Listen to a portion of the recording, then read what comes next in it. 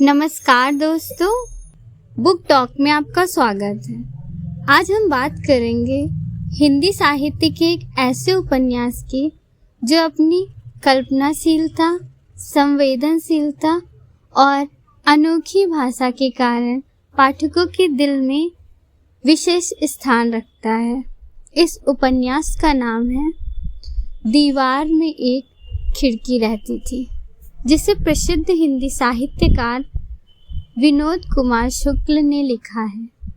यह केवल एक कहानी नहीं बल्कि जीवन को देखने का एक नया दृष्टिकोण है। उपन्यास हमें सिखाता है कि साधारण जीवन में भी असाधारण सुंदरता छिपी होती है।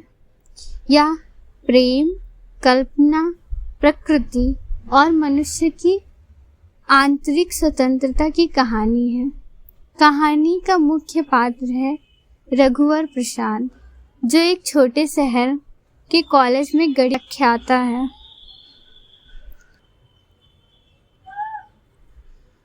उसकी नौकरी स्थायी नहीं है और उसका वेतन भी बहुत कम है। रघुवर प्रसाद जी का जीवन किसी आम भारतीय मध्यम वर्गीय व्यक्ति जैसा नहीं है। उनके पास न बड़ी संपत्ति है, न कोई आलीशान घर और ना ही जीवन में बहुत अधिक सुविधाएं हैं, लेकिन उनके भीतर एक संवेदनशील मन है जो दुनिया को दूसरों से अलग तरीके से देखता है। रघुवर प्रसाद की शादी सोनसी से हुई है। सोनसी एक सरल, प्रेमपूर्ण और समझदार महिला है। दोनों के बीच गहरा प्रेम है। यह प्रेम किसी फिल्म की प्रेम की कहानी की तरह नहीं है, बल्कि रोजमर्रा के जीवन में दिखाई देने वाला सच्चा और शांत प्रेम है। दोनों की आर्थिक स्थिति बहुत अच्छी नहीं है। घर में कई प्रकार की परेशानियां हैं।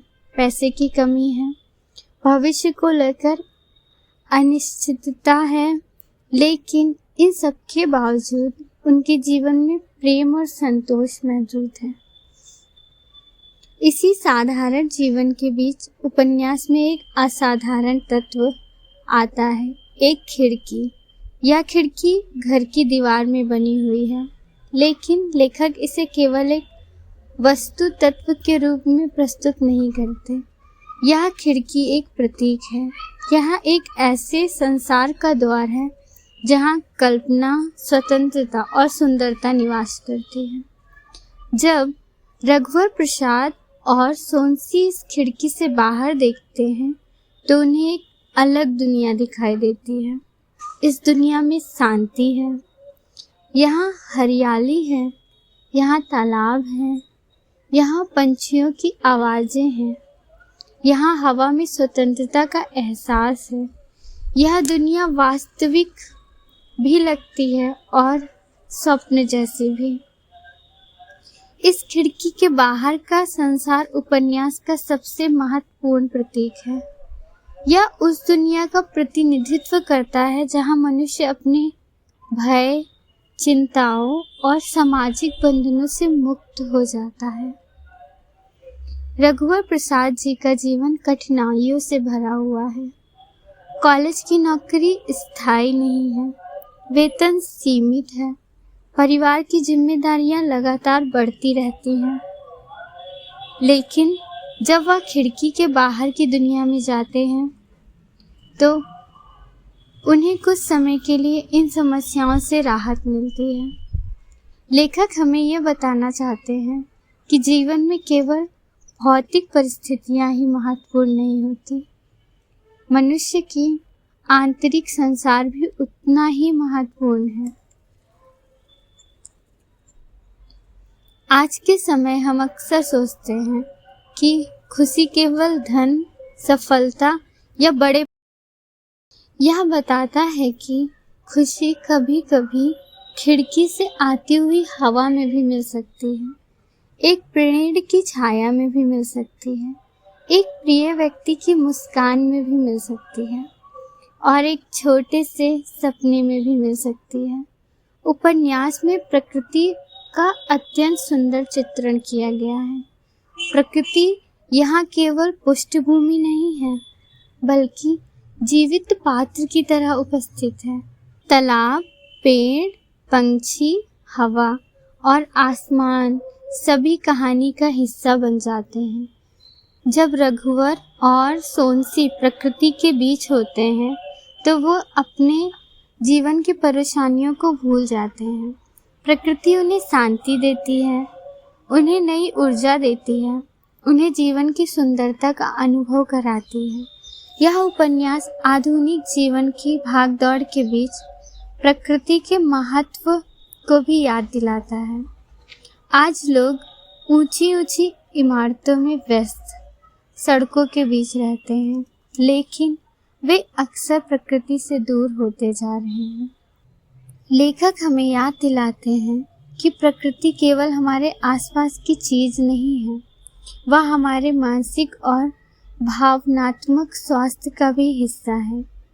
कहानी में सोनसी का चरित्र बहुत महत्वपूर्ण है। वह केवल रघुवर की पत्नी नहीं है, वह उसकी मित्र है, उसकी साथी है, उसकी प्रेरणा है।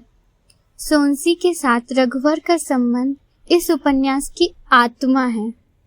दोनों एक दूसरे को समझते हैं, एक दूसरे का सम्मान करते हैं और जीवन की कठिनाइयों का सामना साथ मिलकर करते हैं।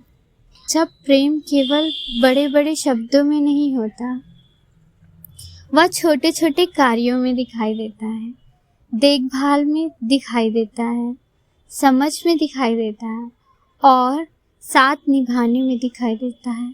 उपन्यास का एक महत्वपूर्ण विषय कल्पना। विनोद कुमार शुक्ल की रचनाओं में कल्पना का विशेष स्थान है। वे मानते हैं कि कल्पना मनुष्य का जीवन की सीमाओं से आगे ले जाता है। वे मानते हैं कि कल्पना मनुष्य को जीवन की समस्याओं से आगे ले जाता है। कल्पना हमें नई संभावनाएं देखने की शक्ति देता है। रघुवर प्रसाद की दुनिया में कल्पना और वास्तविकता साथ साथ चलती है। खिड़की के बाहर का संसार शायद वास्तविक हो, शायद प्रतीकात्मक हो, लेकिन उसका प्रभाव बिल्कुल वास्तविक है। वह रघुवर को आशा देता है, उस जीवन से प्रेम करना सिखाता है, उसे संघर्ष करने की शक्ति देता है। उपन्यास हमें यह भी सिखाता है कि हर व्यक्ति के जीवन में एक खिड़की होती है। यह खिड़की अलग अलग लोगों के लिए अलग अलग हो सकती है। किसी के लिए वह किताबें हो सकती हैं, किसी के लिए संगीत, किसी के लिए कला, किसी के लिए प्रकृति और किसी के लिए प्रेम। यह खिड़की हमें जीवन की कठिनाइयों से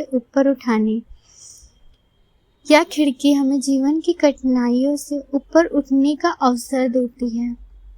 यह हमें याद दिलाती है कि दुनिया केवल उतनी नहीं है जितनी हमारी आंखें देखती हैं, उससे कहीं अधिक विशाल और सुंदर है। रघुवर प्रसाद एक साधारण व्यक्ति हैं, लेकिन उनकी संवेदनशीलता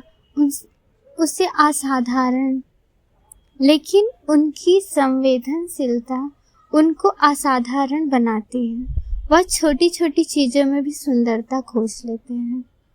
यही गुण उन्हें जीवन की कठिनाइयों से आज का समाज लगातार अधिक पाने की दौड़ में लगा हुआ है। अधिक पैसा, अधिक सफलता, अधिक प्रतिष्ठा, लेकिन इस दौड़ में लोग अक्सर वर्तमान की खुशियों को भूल जाते हैं। रघुवर और सोनसी हमें सिखाते हैं कि सीमित संसाधनों में भी संतोष और खुशी पाई जा सकती है। यदि हमारे पास प्रेम है, यदि हमारे पास संवेदनशीलता है, यदि हमारे पास सपने हैं, तो जीवन सुंदर बन सकता है। उपन्यास की भाषा भी इसकी सबसे बड़ी विशेषताओं में से एक है। विनोद कुमार शुक्ल की भाषा काव्यात्मक है। वे साधारण शब्दों में गहरे अर्थ व्यक्त करते हैं। उनके वाक्य पाठक को सोचने पर मजबूर करते हैं। यही कारण है कि यह उपन्यास केवल पढ़ा नहीं जाता, बल्कि महसूस किया जाता है। यह उपन्यास हमें जीवन को धीमी गति से देखने की सलाह देता है, रुक कर देखने की सलाह देता है, महसूस करने की सलाह देता है और उन चीज़ों को महत्व देने की सलाह देता है जिसे हम अक्सर अनदेखा कर देते हैं। अंत में दीवार में एक खिड़की रहती थी। केवल एक व्यक्ति या एक परिवार की कहानी नहीं है, यह हम सभी की कहानी है, या हमारे सपनों की कहानी है, या हमारी आशाओं की कहानी है, हमारी कल्पना की कहानी है और हमारे भीतर मौजूद उस खिड़की की कहानी है। हमें एक बेहतरीन और सुंदर दुनिया की झलक दिखाती है। यह उपन्यास हमें सिखाती है कि जीवन की सबसे बड़ी संपत्ति धन नहीं बल्कि प्रेम, संवेदना, कल्पना और संतोष है। जब जीवन कठिन लगे तो अपनी खिड़की खोजिए, वह खिड़की जो आपको आशा देती है, जो आपको सपने देखने की शक्ति देती है और जो आपको याद दिलाती है कि हर अंधेरी दीवार में कहीं ना कहीं एक खिड़की जरूर होती है। धन्यवाद। अगर आपको यह पुस्तक का सार पसंद आया हो तो वीडियो को लाइक करें, चैनल को सब्सक्राइब करें और ऐसे ही बेहतरीन किताबों की कहानियों के लिए जुड़े रहें।